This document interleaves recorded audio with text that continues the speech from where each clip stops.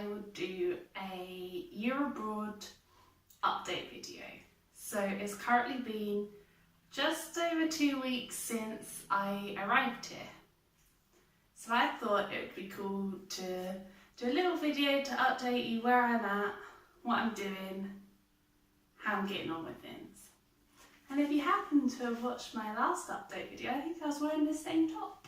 So that's an odd coincidence. So yeah, let's get into the update video. So first of all, I'm going to talk about how I've been getting on exploring and going around the city and kind of what I've been getting up to within the first 2 weeks. So we arrived on the 16th of August and yeah, it was a long journey to get here. We walked here from the university, which is like over an hour away, walking without lugging 2 giant suitcases. So it probably took maybe like a 3-hour journey to get here from the university, and we weren't clever enough, or we didn't know how to use public transport, and I didn't have a Danish number at the time to phone for a taxi. So yeah. So yeah, the first 2 weeks kind of consisted of look around Aarhus. We went to a few museums. We went to the Aarhus Museum, A-R-O-S Museum. So with a giant dome around the top.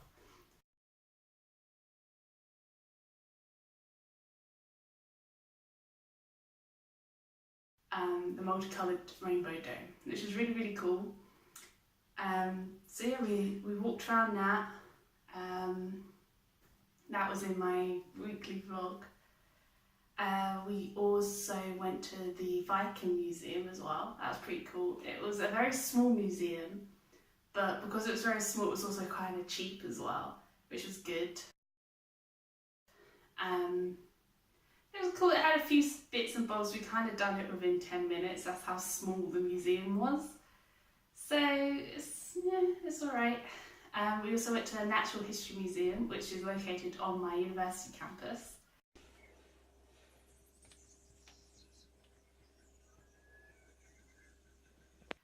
It was cool that we got there with no people. We had like the whole museum to ourselves, which was pretty cool.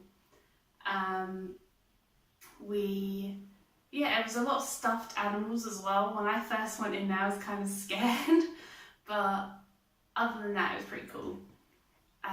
Then we also went recently to the Den Gambel Bay Museum, which is the Old Town Museum. Set outside, and it's basically a village, but it makes you feel as if you're in the 1800s or the 1920s or the 1970s.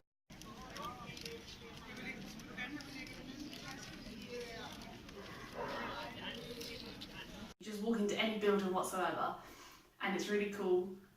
And that was on my last vlog, which I recommend you go check out. Yeah, that was pretty much it for museum wise. Within the 2 weeks as well, we've also tried a lot of food, which is very good. We tried Danish pastries. Me and Graham don't do anything by halves. So we got one giant cinnamon roll each, like bigger than my face. That's how big it was. So we got one of them each. We also had like another pastry thing. It was like long. It was like in like a triangle kind of thing. And so this time we were good. We halved that. We also went to the street food place in Aarhus, and I wanted to try traditional Danish food, which I did.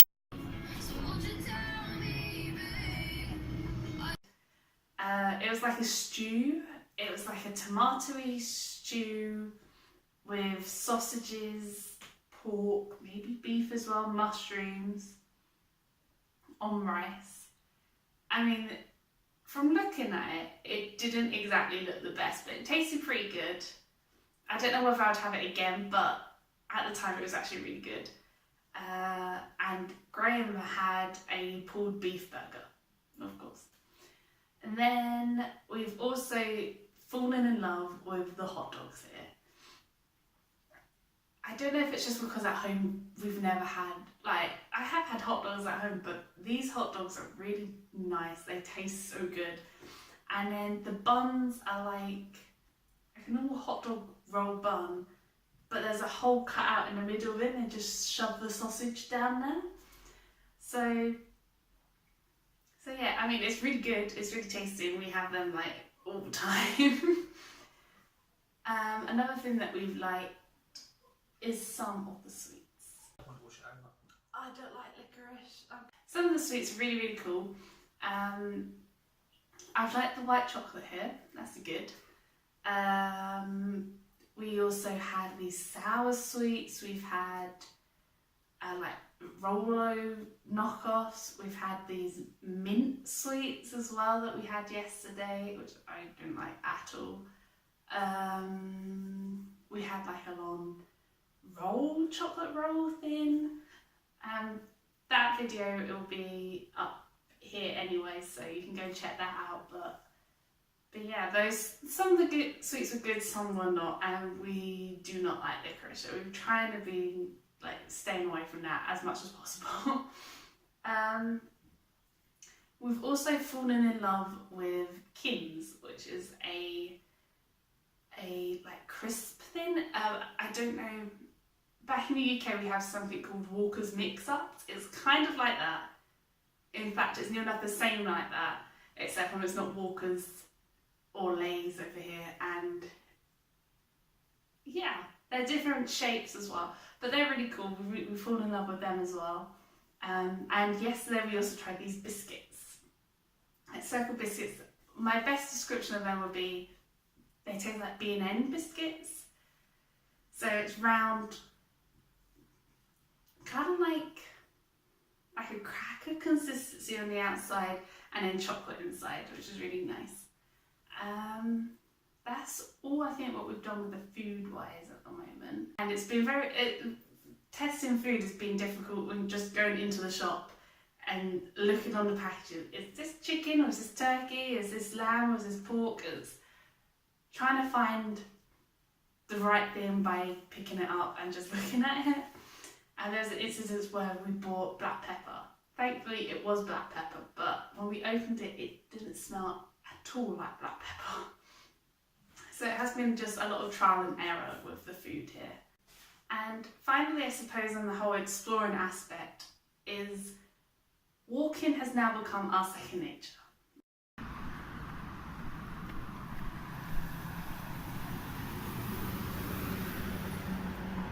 We have walked everywhere. My step count is looking fantastic at the moment. There's not been a day, really, probably apart from today, that we haven't done over 6,000 steps, which I think is pretty good. Yesterday, for example, we went walking to a beach. Yeah, that took like maybe over an hour to walk there, but it was really cool. There were some fantastic views there as well.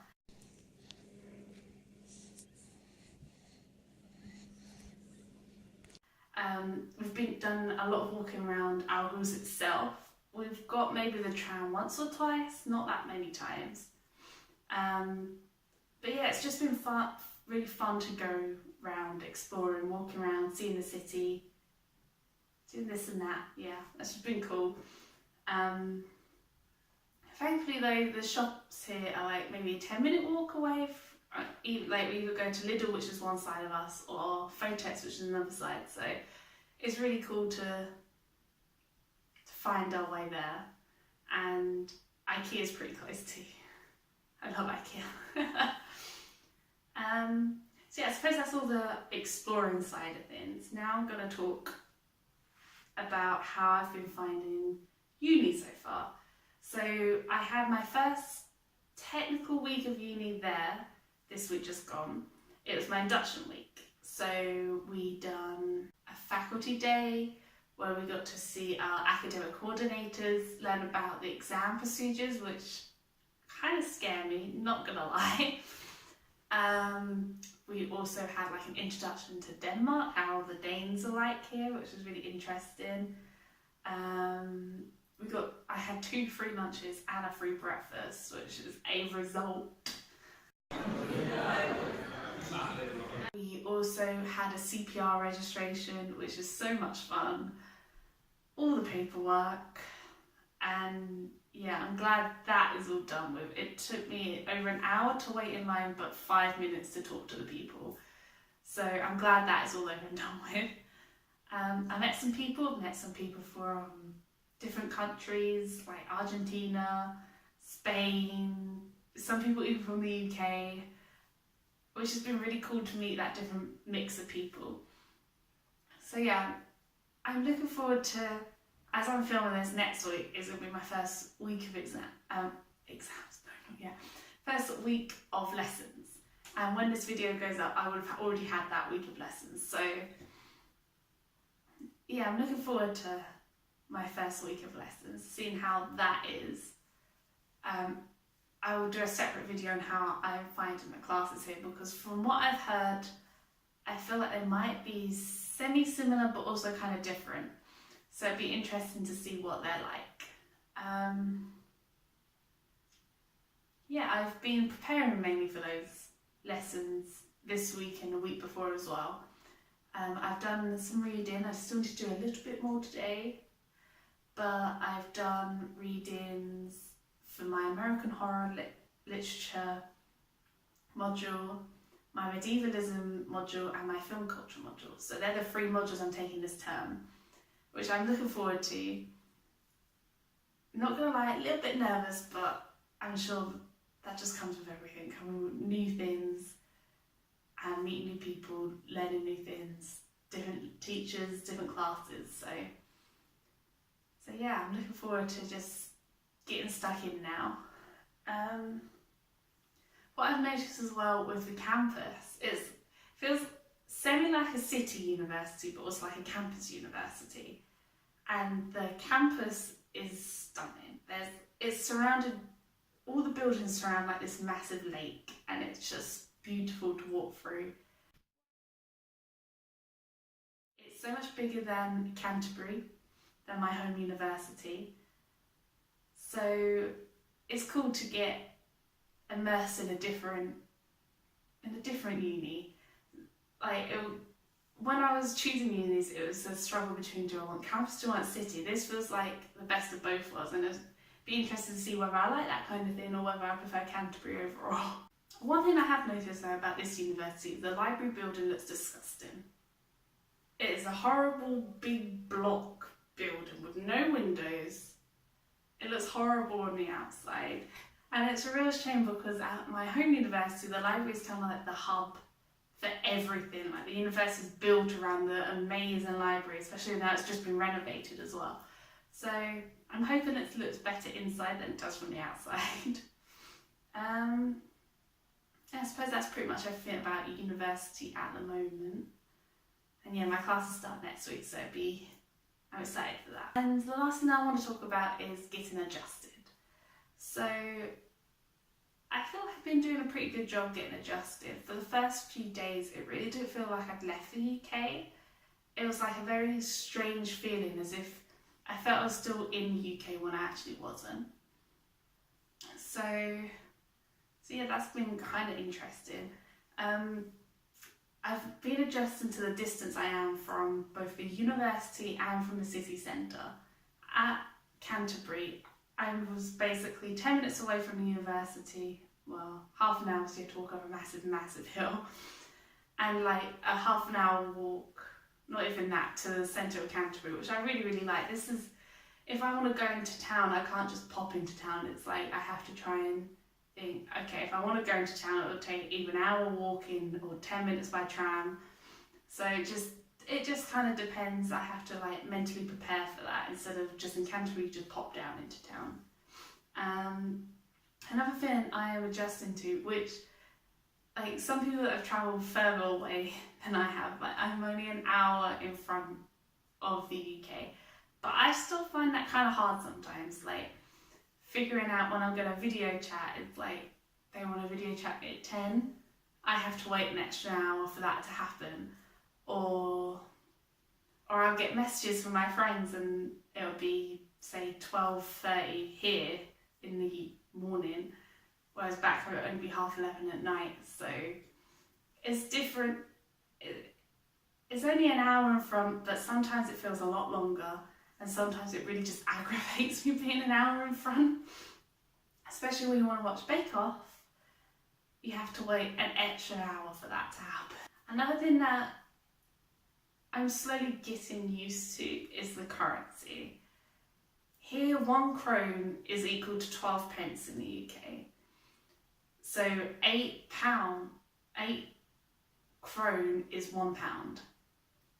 So sometimes when seeing something that says 15 krone, in my mind I still feel £15, and for me it feels like a lot of money when actually it's just over £1, just under £2 really, back home.